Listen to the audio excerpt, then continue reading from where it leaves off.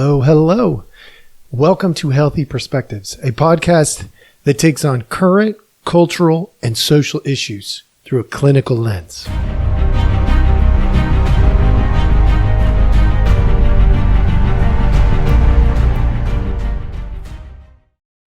All right. Hello, hello. Welcome back. Thank you so much for joining us. As always, we appreciate your time. We know there are lots of options out there, and we are glad you're choosing us, mostly because we want to help. And today, I'm going to attempt to present something in a way that might explain some stuff that maybe will give you a new way of looking at the same old problem. The old problem that I'm talking about is all of this chaos that we see in the social, cultural, or political arena that is being created on purpose. We call it manipulation. Manipulation is a very interesting concept because the question becomes, well, what exactly is manipulation? Right? Aren't we manipulating every time we interact with anybody for any reason? Like, if I want to do a business transaction, let's say, well, isn't that somewhat manipulative? I'm trying to get you to buy something that I have or a service that I have so that I can have money. And you're trying to get me to use my service for you so that you can have whatever fixed or, something going on there or the product that I have or whatever. And so there's this transactional nature within relationships. And to that, I say, pooey. I know that was ridiculous. But no, really, I say that's garbage because transactional relationships are not real relationships. Real relationships are based off of love. So I want to go over a transactional sort of model that happens sociologically and culturally all the time. And this might help you. My hope is at least that it'll help you understand some of these games that are being played in a political sense, but also in a psychological sense. And so we're going to look at the macro level and the micro level of the victim triangle. And so for those of you who are watching on Rumble, YouTube, you're going to have an opportunity to see something. I'm going to put it up here for a little bit at least and let you see this really poorly written because it's my handwriting from, I don't know, several years ago probably. And I just snapped a picture of it because when I went over it, it was very helpful to a group of people that I was working with at the time. So this is what we call the victim game. Now, I told you it's the game that we see played. Now, politicians are very creative. They use this on purpose, but psychologically, we use this on purpose for very different reasons. Now, first, I want to start with this. This is a dumb game. You shouldn't play it. Okay, now let me say that again. It's a dumb game. You shouldn't play it. Why am I so adamant about that? Because it's a cyclical game where everybody loses. In the end, everybody loses. And I will help you understand why that is. All right. So let's start with the victim. You see up there, it says the victim. I've also given you my cheat sheet here. So you see the cure for each of these things. You see alternative names, right? The victim. The victim is the person who is perceived to be the one who is wronged. Now, in the victim game, you need to understand you do not need 3 different players. You can play this game. Sometimes, some of you might play this game in your head where you victimize yourself. So you're the persecutor. You then are like, oh my gosh, poor me. Why am I so mean to myself? And then you rescue yourself. You're like, you can do this. You can do this. You can do this. And so you play this ridiculous game in your head. That being said, more often than not, when we see it in social dynamics, there's at least 2 or more people participating. So the victim, oh, by the way, all of these things have to be present for the game to be played. If you take one role out, the game falls apart. It just doesn't work. And typically in a social arena, if you take one out, the others move on to find people who will play the game. So if you refuse to be the victim, or you refuse to be the persecutor, or you refuse to be the rescuer, the game stops for you. And they go to find other victims of the game. Kind of funny play on words there, but yes, they truly do will find other people who are willing to play the game. So you got the victim. You've got the persecutor. That would be your bully type player in the game, or the one who's causing the victim to be the victim, right? And then you've got your rescuer or the hero. Now, some funny things you need to be aware of. Number one, you don't have to play any part. Matter of fact, truly, there are times where people are victims. They're not playing the victim game. They are actual victims. More often than not, it's the game that's being played when we see a victim. So when there's an actual victim, this game doesn't apply because it's not about the game, right? So for instance, I work with people who have been experienced massive traumas in the past, maybe sexual abuse or physical abuse or emotional abuse for 15, 20, 30 years. They could be actual victims. So there is a scenario where there's an actual victim. But in those situations, it's not really a persecutor, it's a perpetrator. So there's different language. And then the rescuer isn't really the rescuer. They are, they bring empathy into it as a means of connecting with the victim, giving them a sense of, hey, you still belong, you're okay, in the sense that we like, I'm not going to judge you, I'm not going to hate you, that kind of a thing. And so they're not really going into rescue per se, they're going into to help out, which is very different than the rescuer role. The rescuer in this game wants to be the hero. All right. The persecutor is often the persecutor as a means of playing the game. They may not even want to be the persecutor, but they feel comfortable playing the game. And so they persecute as a way of, a lot of times the persecutor and the rescuer can be the same person. They persecute and then they come over and they're, oh, I'm so sorry. Oh my gosh, that was such an accident. You know, poor you. I can't believe I did that to you. Oh, please forgive me. And they play the rescuer role.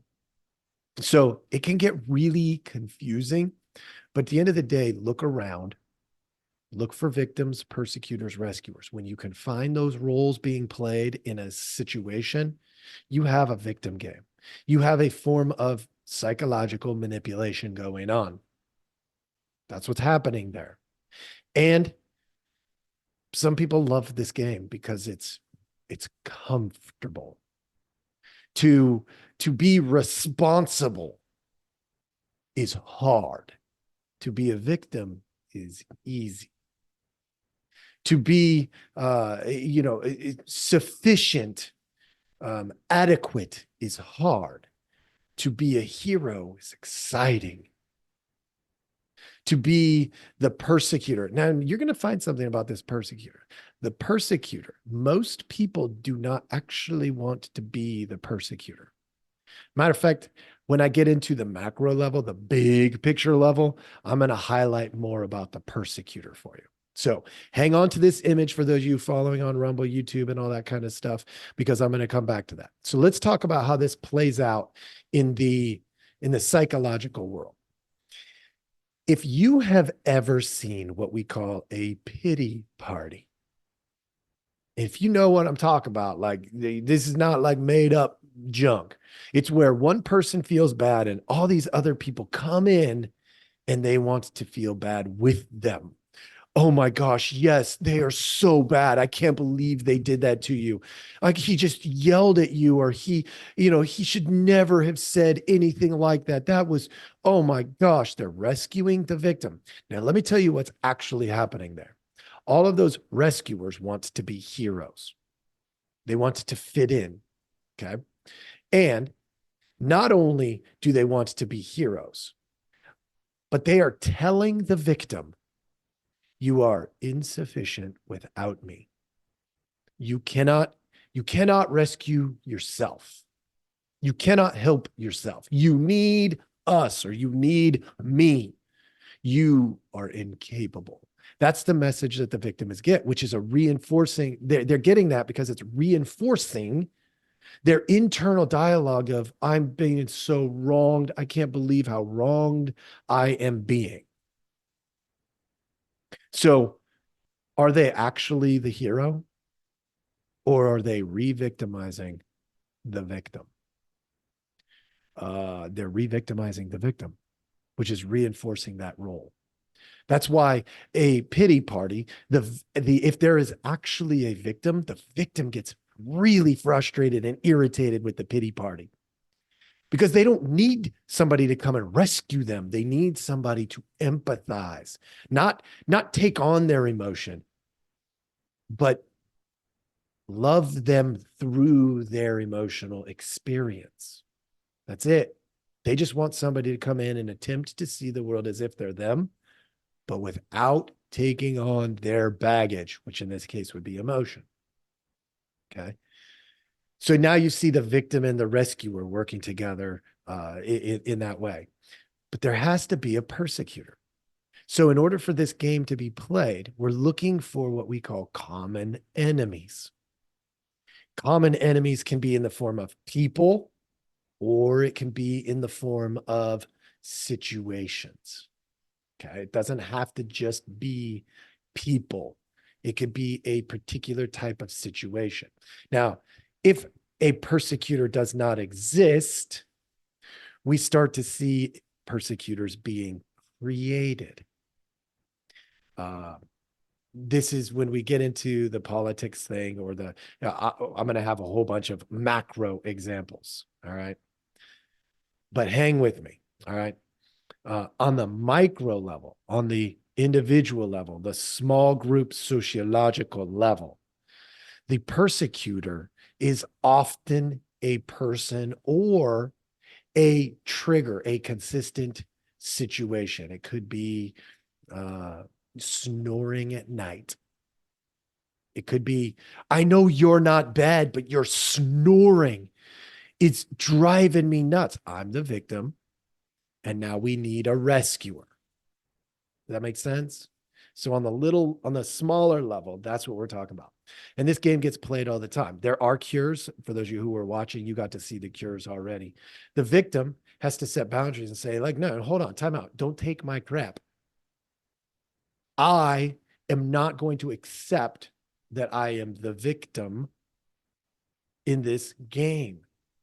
So yeah, was I wronged? Probably. Do I care? None. Zero. Right? Because why? Because I can set boundaries. I can tell that bully, that persecutor, I can tell that look, the snoring thing. Well, I could go to a different bed. I could go to the couch. I could sleep on the floor in a different room. I am not the victim. Is it awkward? Is it uncomfortable? Sure. But I'm not the victim. So the victim has the ability to do that if they set boundaries. All right. The rescuer then doesn't have to come in and play the game. So the game dies. The cure for the rescuer is hubris. It's hubris. It's understanding that you're not actually better than the victim. Your stuff is not more important than the victim. Sometimes I'll put in there humility as well, kind of like with the persecutor. It's the idea of knowing your place and not overstepping. And again, that comes down to boundaries, respecting the boundaries of the person that's playing the role of the victim. If you respect their boundaries, if they say, I'm just really mad because so-and-so, da, da, da, da, and you say something like, hey, why don't you just go talk to them? Oh, I can't do that. You know, they want to be in the role of the victim. If they say, I can't do that right now, but you're right, that's a good idea. They're saying, I am not going to accept the role of the victim. And that drama goes away. This is a way of killing drama rather than creating drama. And the cure for the persecutor is humility. It's humility. You don't have to have a victim. Don't create it. Okay. Be humble. Don't judge, those kinds of things. Now, let's switch to the macro level, the big picture level. Why I'm talking about this today. Because I'm watching as our politicians today, we're ramping up for the election, and our politicians today are playing this game. Go ahead, watch them. Watch them all. Watch the Democrats, watch the Republicans, watch Biden, watch Trump, watch them all. And I told you earlier, I was going to highlight the persecutor in this particular category. Let me play it out for you. Race relations, some big terminology, race relations. There is the assumption that there is a victim. Who's making that assumption? Now, I'm not saying there can't be real victims. Don't get me wrong. Please don't take my words out of context. There can be real victims. But in the political arena, they're not showing you that there's a real victim. They're not. Because, frankly, if I'm being completely transparent and honest with you, although we have a ways to go with our race relations in the United States, it's about as good as it's ever been in any nation, probably in the history of time here in the United States. There is less hatred, but the politicians don't like that because then there's not a victim, and they need a victim. Okay, play it out. Let's take a look at gender. Same thing. Let's take a look at economics. When they talk about economics, what are they trying to tell you? They're trying to tell you you're a victim or you're a persecutor. That's what they're trying to tell you. So let's go to the persecutor thing for a moment. Let's take a look at that. Does Donald Trump want to be a persecutor? Be honest. Does Joe Biden want to be a persecutor? Be honest. What do they actually want to project the most? They want to project that they are heroes. They are the rescuers. They'd prefer not to project that they are the persecutors. I'll give you a really clear example. Joe Biden had documents. Donald Trump had documents. Under the direction of Joe Biden, you can go do your own research. Under the direction of Joe Biden, maybe it's because he remained silent and everybody knew what to do or whatever. But Mar-a-Lago was raided. These are facts, pretty clear. Biden, as the president, could have directed the FBI to do something different if he really wanted to, but he didn't intercede, which is great. Fine, whatever. But Joe Biden wants to be nowhere around the persecution of Donald Trump. And yet, Joe Biden had documents in a garage, not even locked up. He had them in a university. And you'd say, well, that's totally different. He cooperated. He cooperated. He still took confidential documents out of the SCIF and put them in a place where they didn't belong. He is just as liable, just as guilty in every single way. The fact that he cooperated after he got caught, it's like, okay, I know I robbed the bank, and I'm not literally, but I took $100,000, but hey, I don't have the 100,000 anymore, but I'll cooperate with you. Are you still guilty for robbing a bank? You're still guilty because you took something out of a place that wasn't yours to take. That's called theft. You can't do that. And what did Joe Biden do? Exactly the same thing that Donald Trump did. But Joe Biden does not want to be labeled a persecutor. So he stays as far away from that topic as possible. And Donald Trump is happy to play the victim role. So then where's the rescuer? Ooh, Donald Trump is counting on you to do the rescuing with your vote. See how this game is being played, folks? And because Joe Biden is not the persecutor there, he's still counting on you to see that Donald Trump is not the victim he purports to be. Because if you look at Donald Trump and you say he's not the victim, then maybe you'll give him your vote and then you'll be the hero for them. See how this game is being played, folks? I'm trying to help you see it. Trying to help you understand that at the big picture level, they're playing this game. And I'm going to leave you with this punchline. The easy way that you can stop the game is don't be a victim, don't be a rescuer, and don't be a persecutor. Stop playing the game. If you do that, then this game will go away from our politics. It will go away from our small groups. Our pity parties will disappear. The drama will go down. Will it be perfect? No. I can't get this game out of all of you. I wish I could. But some of you enjoy the game. You're comfortable in the game. But if you stop playing the victim, if you stop playing the rescuer, if you stop playing the persecutor, this game dies. It ends.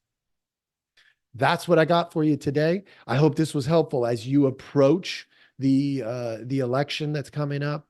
Please keep this in mind. This is good information to help you process some of the things that are going on in the world around us. Look for those victims, persecutors, and rescuers. And when you see them, if there's not an actual victim, somebody who's been raped or molested, somebody who's been beaten, somebody who's been murdered or something like that, if there's not an actual victim, don't play the game. Just don't play it. I hope this was helpful. Thank you all for joining me, and I hope you have a wonderful day.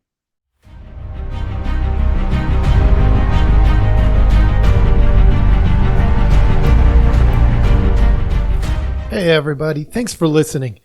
We appreciate our audience a lot, so we give you some simple ways to track us down.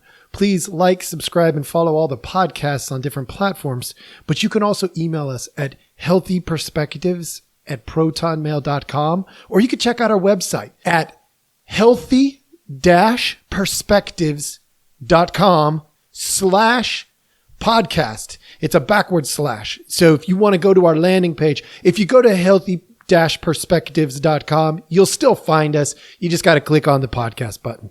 Thank you so much.